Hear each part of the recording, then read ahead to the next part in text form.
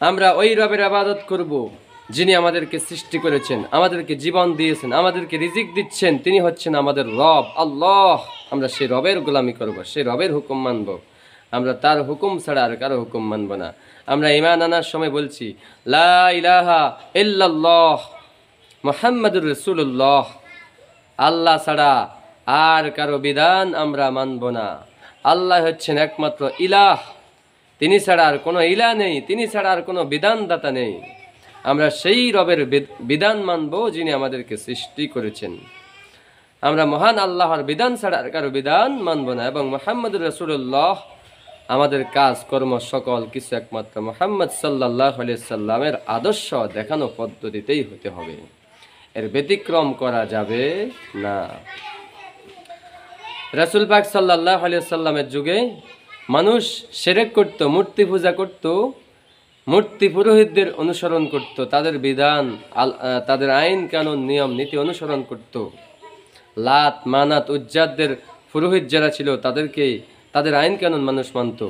কিন্তু বর্তমান জামানায় আধুনিক যুগে মুসলমানদের ইমানকে ধ্বংস করার জন্য শয়তান ওই লাত মানাত উজ্জাদদেরকে বাদ দিয়া ডেভেলপ করছে, উন্নত করছে, আরো আমাদের কাছে আরো আধুনিক যুগের মূর্তি নিয়ে আসছে। আর সেটা হচ্ছে এই গণতন্ত্র। এটা আধুনিক একটা মূর্তি। সমাজতন্ত্র, ধর্মনিরপেক্ষ, জাতীয়তাবাদ, ধর্মনিরপেক্ষ, বহুত্ববাদ, এগুলো হচ্ছে এক একটা আধুনিক মূর্তি।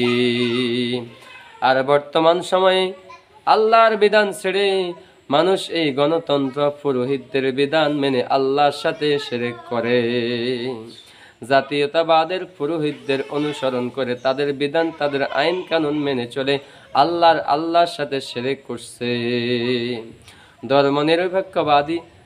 ধর্মনিরপেক্ষ যারা অবলম্বন করে, এ ধর্মনিরপেক্ষ পুরোহিতদের অনুসরণ করে, তাদের বিধান মেনে তাদের আইন মতো চলে, আমার আল্লাহর সাথে শিরক করছে।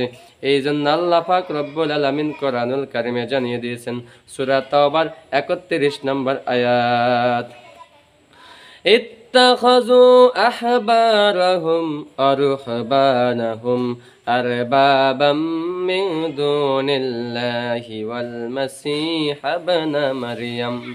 ইবনে হাতিম রাদিয়াল্লাহু তাআলা আনহু উনি আল্লাহর রাসূলের দরবারে এসেছেন। তার গলায় ছিল, উনি ছিল খ্রিস্টান, তার গলায় ছিল একটা মূর্তির ক্রুশ, একটা ছোট্ট মূর্তি তার গলায় লটকানো ছিল। আমার নবী তার গলায় এটা দেখেই এই সূরা তাওবার 31 নম্বর আয়াত তেলাওয়াত করেছেন। তখন ওই আদি ইবনে হাতিম বলল, ইয়া রাসূলুল্লাহ, আমরা তো আমাদের ধর্মের নেতাদেরকে, আমাদের ধর্ম পণ্ডিত আহবার রুহবানদের গোলামি করে নেয়, তাদেরকে রব বানাই নাই। আমার নবী বলেন, ইত্তাখাযু আহবারাহুম ওয়া রুহবানাহুম আরবাবাম মিন দুনিল্লাহি ওয়াল মাসীহ ইবনে মারইয়াম। তারা আল্লাহর পরিবর্তে, ইহুদি খ্রিস্টানরা তাদের ধর্মগুরু পণ্ডিত যারা ছিল, নেতা যারা ছিল, তাদের গোলামি করত। নবীজি বললেন, ব্যাখ্যা দিয়েছিলেন তিরমিজি শরীফের হাদিস 3095 নম্বর হাদিস। নবীজি বললেন, তোমাদের নেতারা, তোমাদের পুরোহিতরা আল্লাহ পাক যে বিষয়কে হালাল করেছেন, তোমাদের নেতারা পণ্ডিতরা কি সেটাকে হারাম বানায়নি? তোমরা আল্লাহর হালালটা না মেনে ওই নেতাদের হারামটাকেই তোমরা মেনেছো। হ্যাঁ মেনেছি। এইভাবেই তোমরা তাদেরকে রব বানিয়ে নিয়েছো।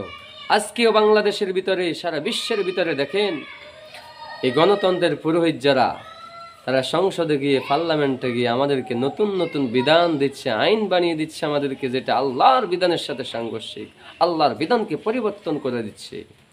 তাহলে আমরা তাদেরকে সমর্থন দিয়ে আল্লাহর সাথে শিরক করতেছি, আল্লাহর সাথে আমরা জুলুম করতেছি, আমরা নিজেদের প্রতি জুলুম করতেছি। আল্লাহ আমাদেরকে বুঝার তৌফিক দান করুক বলে আমিন।